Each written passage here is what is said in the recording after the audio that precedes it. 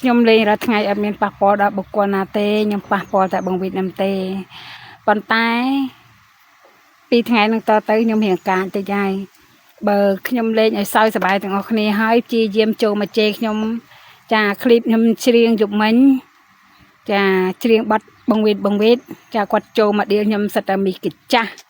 មីឈួតចា2នាក់ជេរមកខ្ញុំតែខ្ញុំការតិចណាចាសំទោសអ្នកឯងហ៊ានចូលជេរខ្ញុំប៉ុណ្ណឹងខែនេះខែភាសាបើអ្នកឯងចូលជេរខ្ញុំទៀតស្ទុះរួចទេផ្ទះខ្លាំងណាស់ខ្ញុំចង់និយាយប៉ុណ្ណឹងហើយតែខ្ញុំដាក់ប៉ុណ្ណេះហើយស្ទុះរួចទេខ្ញុំចង់និយាយចឹងហើយកំថាថ្ងៃក៏ខ្លាំងមកថ្ងៃក៏បកកែនេះចាំមើលសាកទៅឲ្យតែចូលខ្ញុំជេរញាប់តិចមើលចាំមើលតើវាមានបដិហេតុអីឡើងក្នុងក្រុមគ្រួសារខ្លួនឯងណែខ្ញុំអត់បានទេបងប្អូនខ្ញុំនិយាយជឿមិនជឿអត់ទេអត់បានទេណាសម្ដីខ្ញុំចាខ្ញុំអត់ដែរតែប៉ះពាល់បងប្អូនណាទេប៉ុន្តែបើខ្ញុំទ្រាំអត់បានហើយខ្ញុំដាក់ឲ្យបើខុសចង់ឲ្យជេរដល់ម្នាក់ខ្ញុំមែនណាបងប្អូនណា